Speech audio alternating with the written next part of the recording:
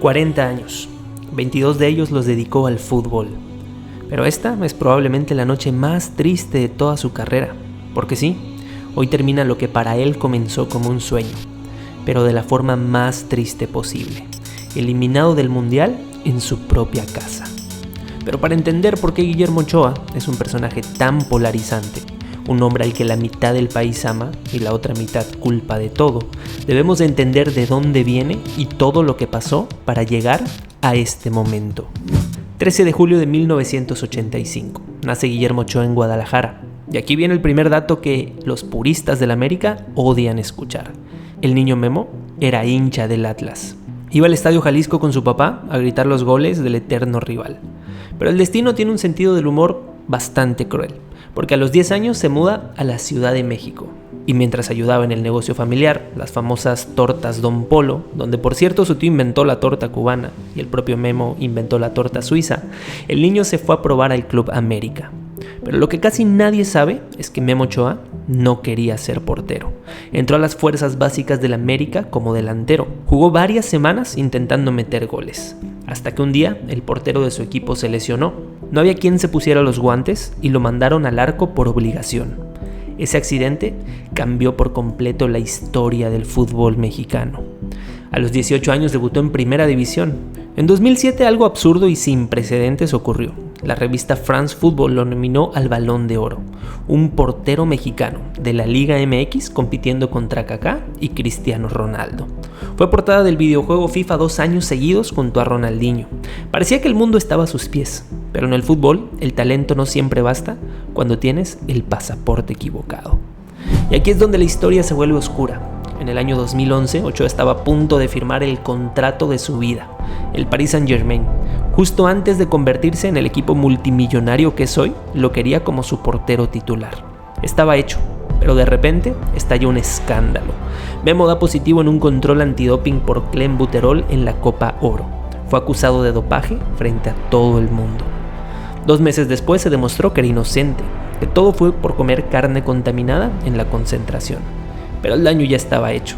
El PSG canceló las negociaciones y le cerró la puerta en la cara.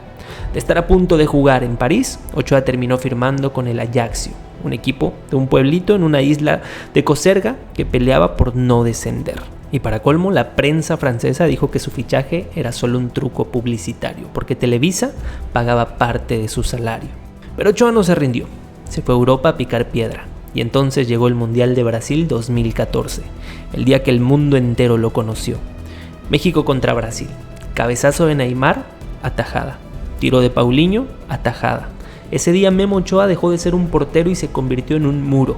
Se hizo viral en todo el planeta. Parecía que por fin un equipo grande lo iba a fichar, pero el fútbol volvió a darle la espalda. Fichó por el Málaga en España y el presidente le prometió que sería titular. Pero el entrenador tenía otras ideas y prefirió al camerunés Carlos Kameni.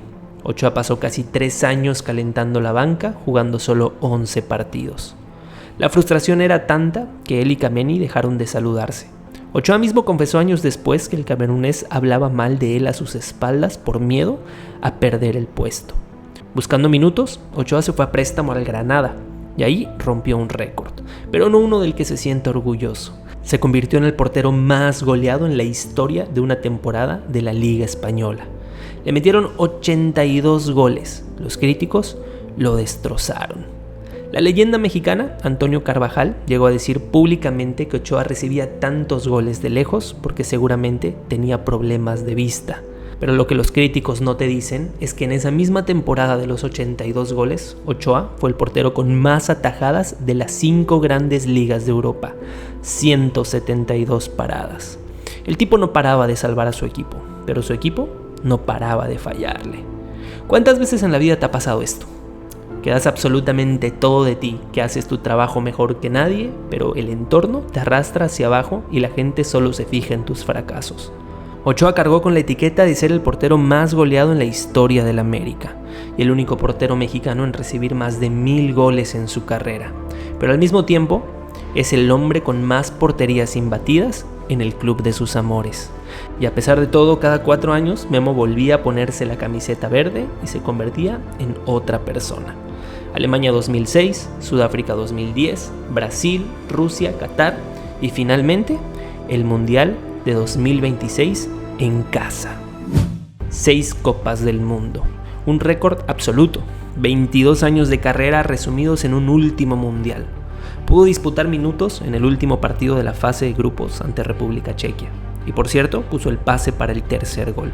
Y aunque México por fin había roto la maldición del quinto partido al ganarle a Ecuador, y parecía que sería un mundial diferente, el sueño se apagó otra vez antes de los cuartos de final.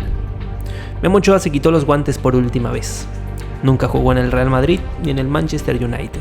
Le cerraron las puertas por su pasaporte, lo difamaron con un falso doping, lo sentaron en la banca por política y lo culparon de goles que no eran su culpa. Pero él nunca dejó de intentarlo. Yo te pregunto a ti, siendo brutalmente honesto, ¿crees que Memo Ochoa es el mejor portero en la historia de México? ¿O crees que la prensa y los mundiales lo inflaron más de lo que realmente era? Escribe en los comentarios porque este debate apenas empieza. Y sígueme, porque estaremos descubriendo juntos historias de deportistas relevantes que de alguna u otra forma han marcado la historia de nuestro fútbol.